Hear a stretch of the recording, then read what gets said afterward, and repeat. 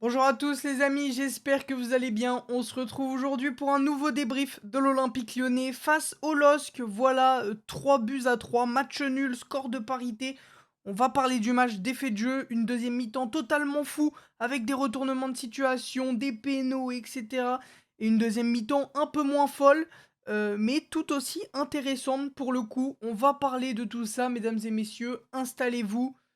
Bon, pour parler de la première mi-temps, c'est une première mi-temps vraiment pas folle, hein, pour les 2 équipes, que ce soit du côté de Lyon ou du côté de Lille. On a 2 équipes qui se cherchent un peu, 2 équipes qui ont du mal à se créer des occasions, 2 équipes un peu où ça il y a une bataille au milieu de terrain et on n'arrive pas trop à trouver des solutions, un manque de mouvement de part et d'autre. Je trouve que les 2 équipes se ressemblaient dans le jeu, un jeu assez un peu dans la retenue avec quand même du pressing, notamment les 20 premières minutes de l'Olympique Lyonnais où il y avait un bon pressing, une bonne intensité et après, bah, comme d'habitude, après on commence à reculer et on joue bas et il y a pas assez de mouvement en attaque, on crée pas assez le surnombre, nos défenseurs ne créent pas le surnombre, nos milieux ne créent pas le surnombre, voilà, pour, heu, pour, heu, pour mettre le danger dans la surface, adverse et c'est ce qu'on a eu en deuxième mi-temps où les défenseurs étaient beaucoup plus hauts, on a vu un bloc beaucoup plus haut, on en reparlera après.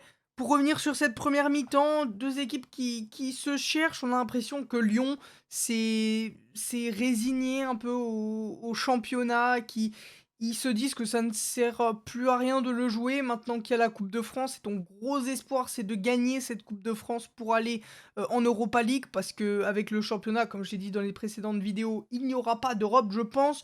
Je pense que là, faut faire une croix, sur le championnat, c'est fini. Et le visage de Lyon montre qu'ils sont un peu, ils s'en foutent un peu, voilà, on le ressent un peu durant cette première mi-temps. Alors il y a eu un bon pressing dès le début de match, hein, dans les 15-20 premières minutes, on sentait Lyon pressé, on sentait Lyon dominant et puis après, bah, Lyon a commencé à jouer plus bas et bah, à ne plus se créer d'occasions, tout comme Lille qui a pas eu de grandes occasions, hein, les 2 équipes se sont cherchées, voilà, il y a pas eu beaucoup de tirs, beaucoup d'occasions créées. Franchement, dans cette première mi-temps, à part Maxence Cacré et la défense, notamment Loukeba et Lovren, hein, Lovren, mais qui es-tu? Qui es-tu? Dejan Lovren, c'est un truc de fou le niveau de ce joueur. Castello Loukeba également, qui est hyper fort en ce moment. Voilà, on l'a senti à la relance notamment, il est vraiment très fort Castello Loukeba. Sous pression, il est absolument exceptionnel. Pour les latéraux, Tagliafico qui a fait son petit match, c'était pas exceptionnel, mais c'était pas un match hyper mauvais non plus. De l'autre côté, Diomandé, c'était pas exceptionnel, mais c'était un peu timide, un peu pauvre. Voilà, offensivement, il apporte rien parce que c'est aussi la tactique choisie par Laurent Blanc. On va parler tactique, bien évidemment, après le débrief du match. Mais ouais, à part Maxence Cacré qui était absolument partout, à la récupération, au pressing, dans les combinaisons, partout. Il était partout, Maxence. En ce moment, il est vraiment très fort, Maxence Cacré. J'aime beaucoup ce que je vois de lui et j'espère qu'il va continuer à monter en puissance. C'est encore un jeune joueur. En 2020, on sait qu'il était à son top niveau. Voilà, en ce moment, il a un peu régressé. Puis là, il est en train de reprendre un peu du poil de la bête, donc ça fait vraiment plaisir. Amin Sarr, pour le coup, qui est vraiment pas ouf, Amin Sarr, pour le coup.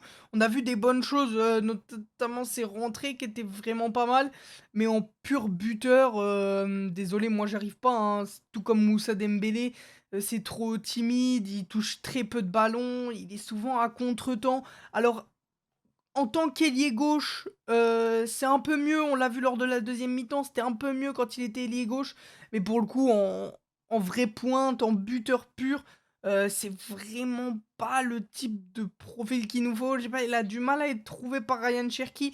Ryan Cherki notamment qui a pas fait un super match, c'était pas nul, mais voilà, en même temps, on reparlera bien évidemment tactique après, mais Ryan Cherki ailier gauche, ce n'est pas du tout le plan de jeu de base. C'est un joueur d'axe. Il faut qu'il soit mis dans les bonnes dispositions pour jouer dans l'axe du jeu, dans le cœur du jeu.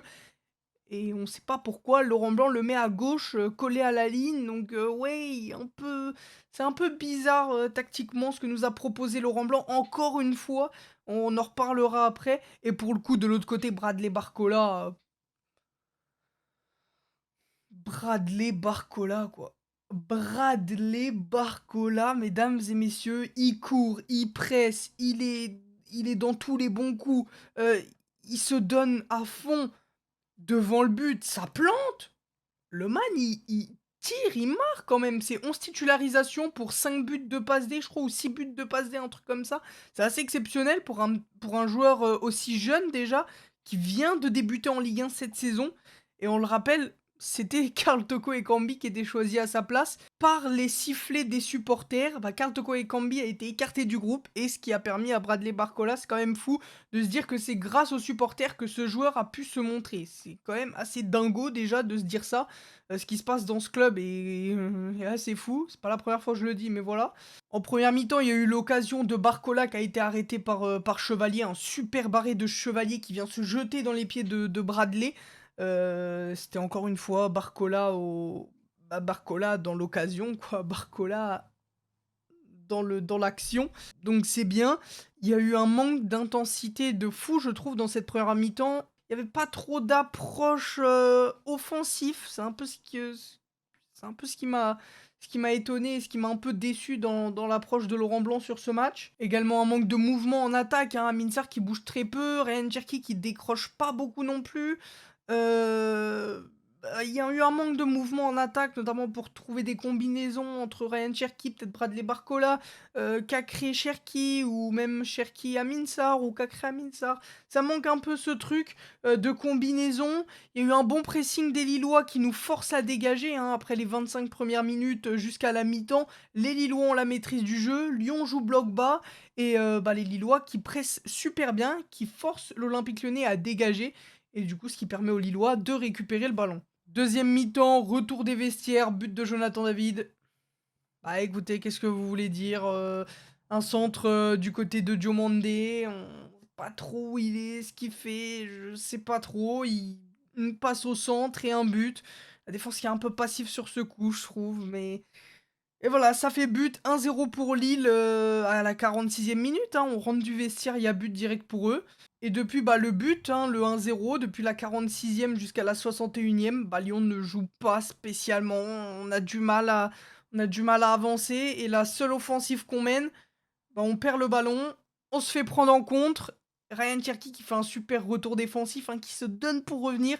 Et malheureusement, qui fait une poussette dans le dos, ce qui va donner un penalty au LOSC. Penalty transformé, 2-0 pour le LOSC, et maintenant faut que Lyon se relève.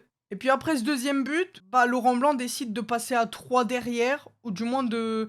Ouais si, de passer littéralement à 3 défenseurs derrière et de jouer beaucoup plus haut. Les défenseurs sont beaucoup plus hauts, le bloc est globalement beaucoup plus haut, avec beaucoup plus d'intensité, beaucoup plus de pressing. Et là, on voit un Lyon conquérant qui vient pour revenir au score, hein, mené 2-0, donc ça fait plaisir déjà.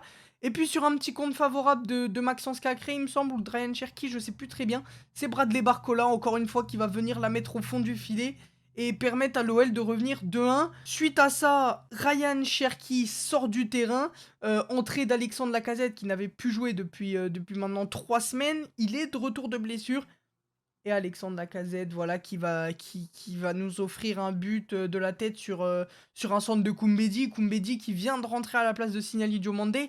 Koumbedi, l'entrée qu'il fait, c'est exceptionnel. Il est trop fort. Je comprends pas pourquoi il avait été écarté du groupe aussi longtemps. Et franchement, il nous faut un latéral offensif. Parce que avec Diomandé latéral, t'es trop prévisible. Tout ce que tu fais est globalement trop prévisible. Donc il faut changer ça. Et pour moi, Koumbedi doit être titulaire. Alors oui, c'est un jeune. Il a 17 ans, je crois. C'est globalement un groupe très très jeune, Lyon. Donc, est-ce qu'il va faire confiance à Koumbedi? Je sais pas. Mais en tout cas, offensivement, tu sens qu'il a des qualités. Après, c'est défensivement, où voilà, ça peut pêcher un peu. On l'a vu, il a failli concéder le penalty. C'était pas loin. Bon, pour moi, il n'y avait pas du tout faute. Et l'arbitre qui n'a pas sifflé faute, heureusement. Le jeu se déroule. Et encore un but d'Alexandre Lacazette, le général, qui vient permettre à Lyon de faire 3-3. Mesdames et messieurs, complètement, c'est complètement fou. Bon, malgré ça, il y a eu, je trouve, beaucoup de mauvais choix offensifs, hein. Offensivement, on fait pas les bons choix, on fait pas les bonnes passes en bon moment. On a du mal à faire les bons choix offensivement parlant. Pour parler de la défense, bah, comme je l'ai dit, hein, Dejan Lovren qui pour moi a fait un match de fou malade. Je crois il a fait 8 duels, 8 remportés. Il a pas perdu un seul duel ce soir. C'est complètement fou le match de Dejan Lovren. et ça fait plaisir de revoir un joueur de ce niveau-là, à ce niveau-là, tout simplement. Ça fait très plaisir, accompagné de Castello Luqueba qui est exceptionnel, donc ça fait trop plaisir. Beaucoup plus de mouvements, depuis la rentrée d'Alexandre Lacazette. On sent que, nos Lyonnais avaient envie de gagner ce match et avaient envie de revenir au score, mené 3-1, je le rappelle.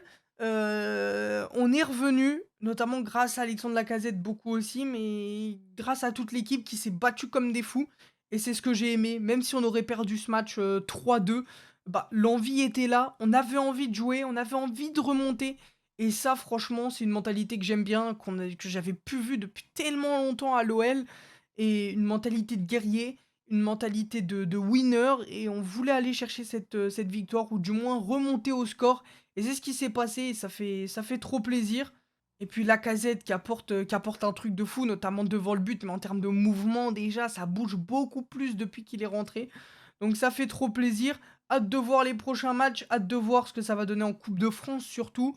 Voilà, c'est maintenant la compétition qu'on attend le plus. Merci à tous ceux qui suivent les débriefs. Bientôt une prochaine vidéo pour parler des choix de Laurent Blanc tactiquement. Sur ce, moi je vous dis à bientôt pour une prochaine vidéo. Des bisous, portez-vous bien. À la prochaine. Bye tout le monde!